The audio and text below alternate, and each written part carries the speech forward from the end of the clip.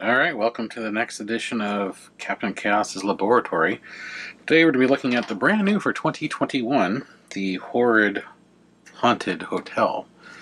Which, if it's sitting here and it's brand new, it's been out for a few days, that gives you an indication that there might be a problem. Honestly, this was the display. I bought the display because by the day after they put the stuff out, the Michaels in my area sold out of everything.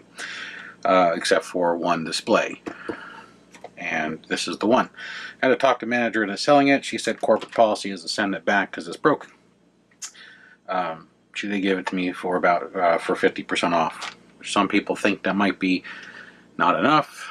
Personally, I'd rather spend half than the whole for a functioning one, because I can take it apart and show you how to fix it, hopefully. It did have a broken character.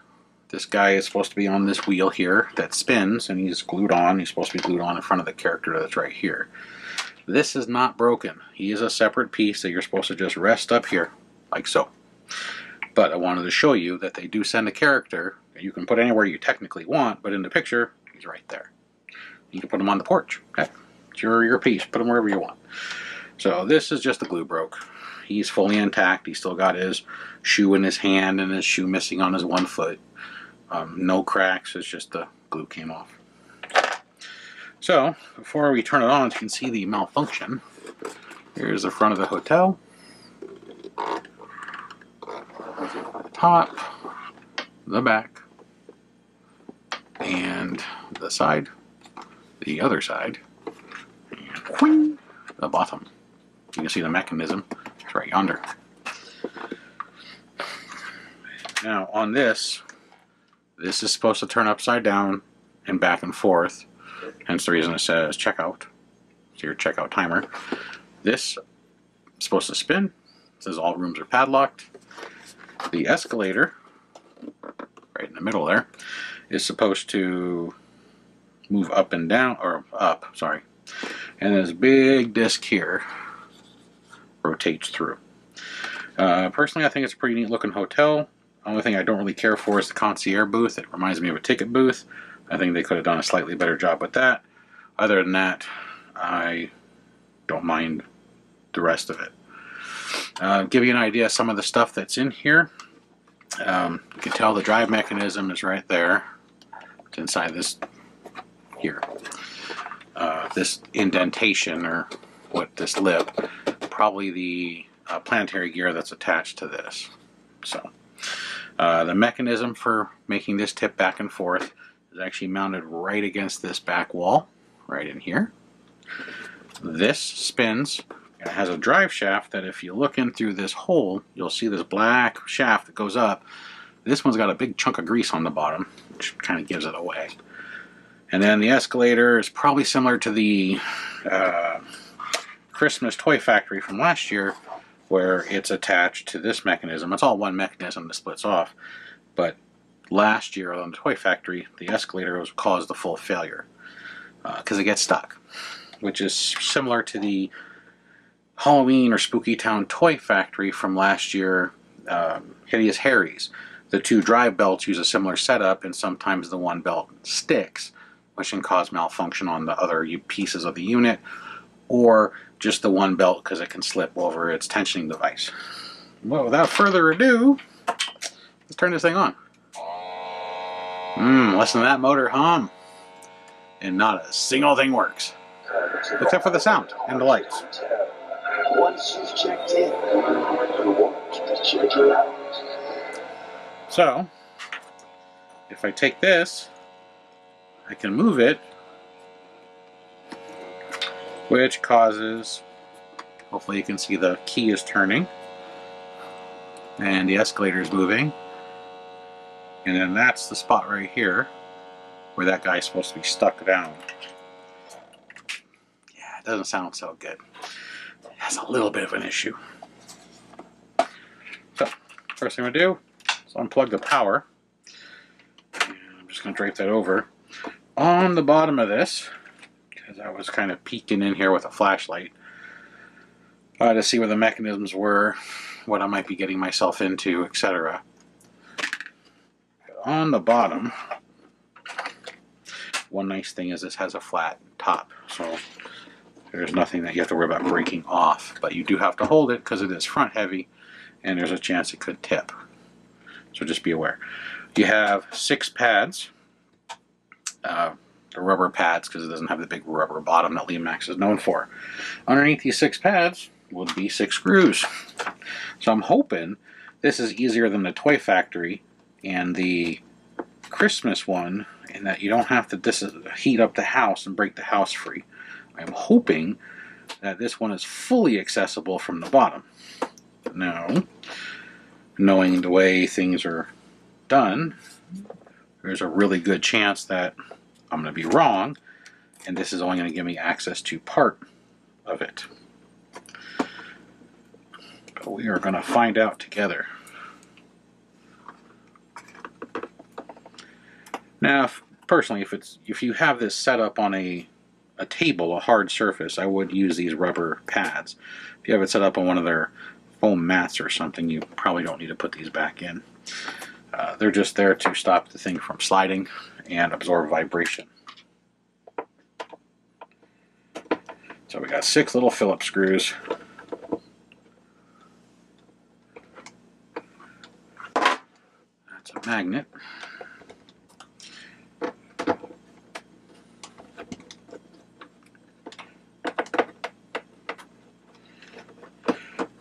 It is pretty well balanced where it's not tipping as much as I thought it would be. It is still a little tippy. So if you have to open yours, just be aware that you don't want to leave it like this unattended, because a breeze or a big truck driving by might cause it to tip and break off all the pieces glued on. Since this year there's been a lot of pieces that are falling off of houses. Alright, I'm going to use a small blade screwdriver. See if I can get in here and lift it like so. Well, that's pretty easy. It's probably the easiest of them. There you go. So we'll set that out of the way. See what we got. Alright, we have the incoming power right here. We have your main circuit board with your blob chip. You have a capacitor, probably smoothing because the motor especially makes the signal horrible, which can cause flickering of the lights and static on the speaker. Here's your speaker, new style apparently for this year because it's much smaller and deeper. Usually a deeper speaker will give you better sound quality than those shallow ones they are notorious for using. We have our auxiliary board, which has 1, 2, 3, 4 outgoing plugs. That's an incoming plug, and that is the speaker wire. I don't see an amplifier chip on this board. All right, that is the speaker wire. No, it's not. Sorry. That goes up inside here. The speaker wire is this one, which goes right here. Which again, I don't see an amplifier chip. Previous years always had a chip. It is possible the blob chip is doing all the work. There are certain units they do that with. But I don't have any access to that mechanism. And I don't think this piece comes out.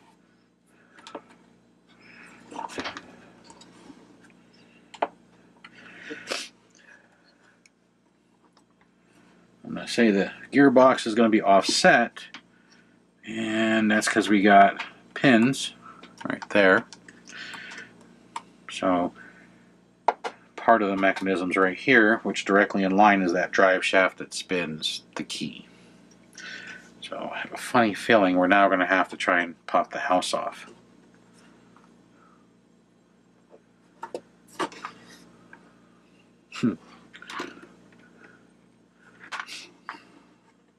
Plastic ones are generally a little bit easier to fix than the porcelain ones, but they're still kind of a pain.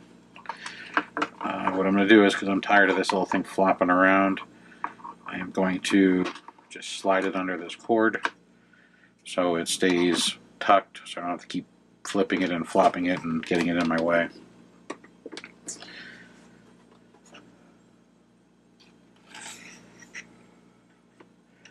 Alright, I got a glue seam that goes from right about here to almost this corner completely.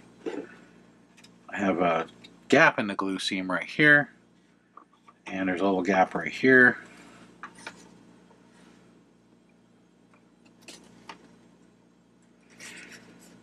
That's pretty tight, but I don't see any glue. It's probably all on the flat side. It didn't ooze out. And that's got a gap, but I bet you the glue's on the inside. We have a crate with a bird, which is glued down and to the house on the yellow wall side. There's a gap on the brown wall side. Going to the front, there's a lot of glue right here under the stair.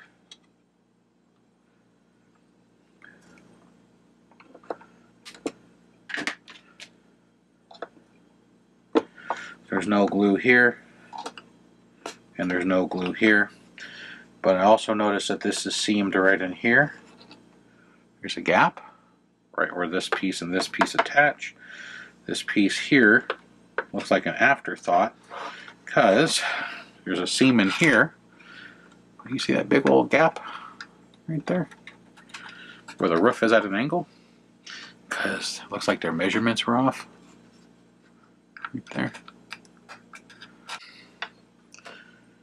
So I'm not sure why this is separate from this, unless it's to access the mechanism for this, which doesn't make any sense because the mechanism's up here. You can see it through the windows because these windows are hollow. You can see the wiring and stuff. So I'm not sure why that's a inserted piece that's slightly off.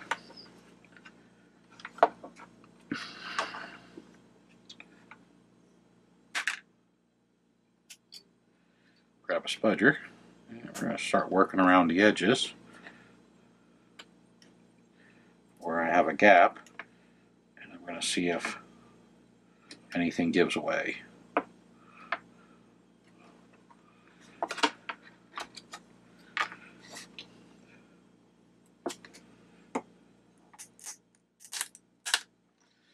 I'm getting most of my leverage on this side, as you can hear.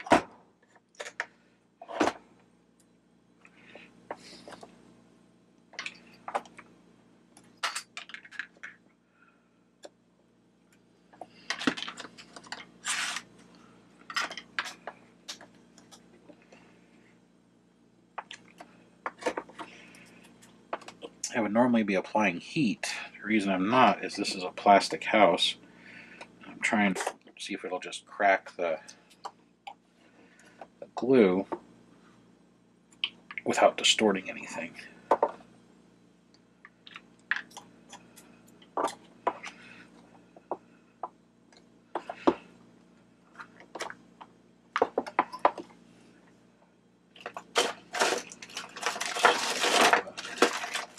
Slightly bigger screwdriver.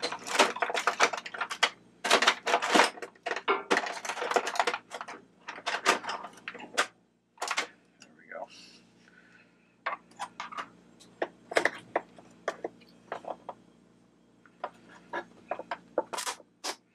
There we go.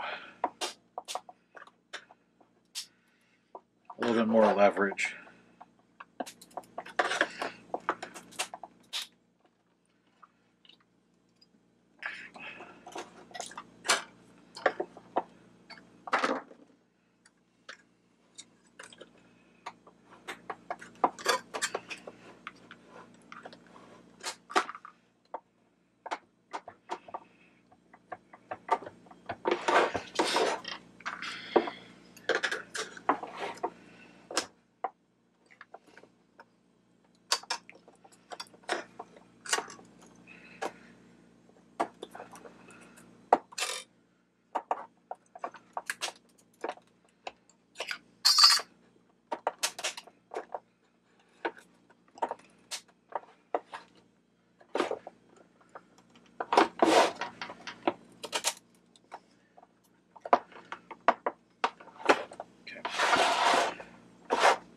Try and work on this side now.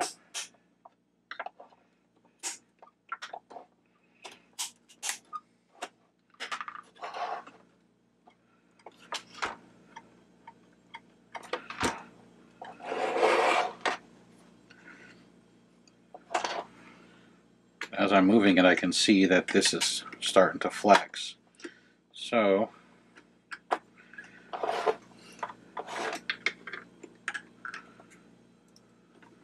apparently they glued in this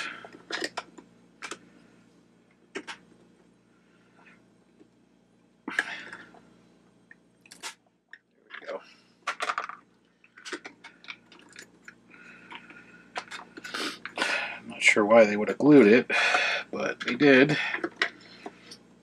Possibly in case it breaks the silver plastic here, it'll still stay and rotate. That's a heck of a shaft.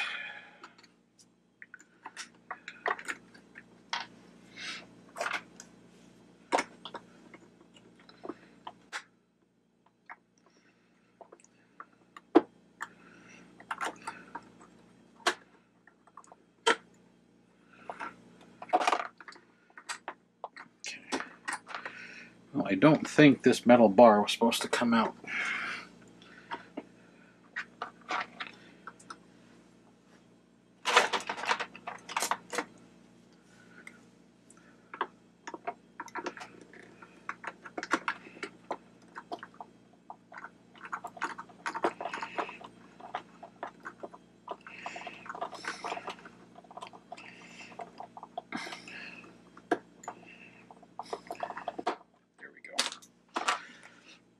It uses a octagon style peg into here.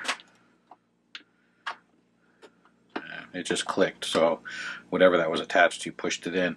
They probably glued it in, so if this ever breaks, this will still spin and not fall out. Technically, if this is still here, it provides enough tension to keep this in. The timer, you can spin it separately from the here. So technically, if this ever gets broken, you could find one of the same size and replace it. So, now back to this, because like I showed I was doing, if I'm tipping this, you can see this black piece. It's trying to pull down, which is hitting here. So it's going to have to be pushed inside or pulled out, one of the two. Well, or when this gets lifted, it can't. You have to wobble it off. Let's find out.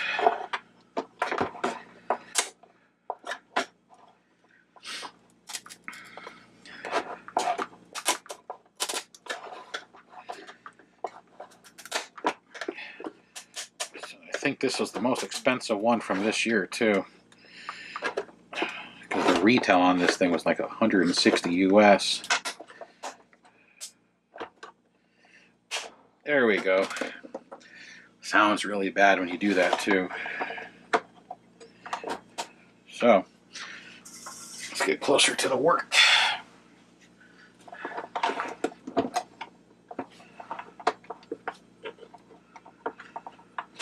I am definitely catching on this mechanism up here, and I am catching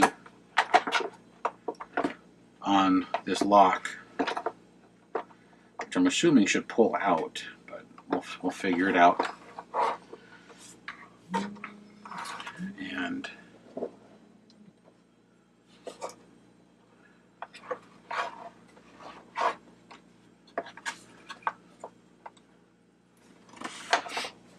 bear with me for 1 second.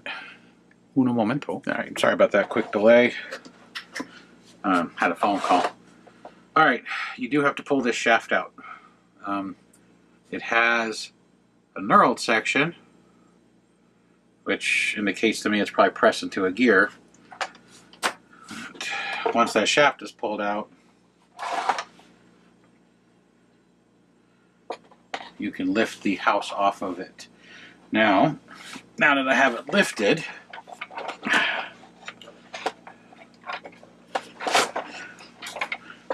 I want you to see what I see.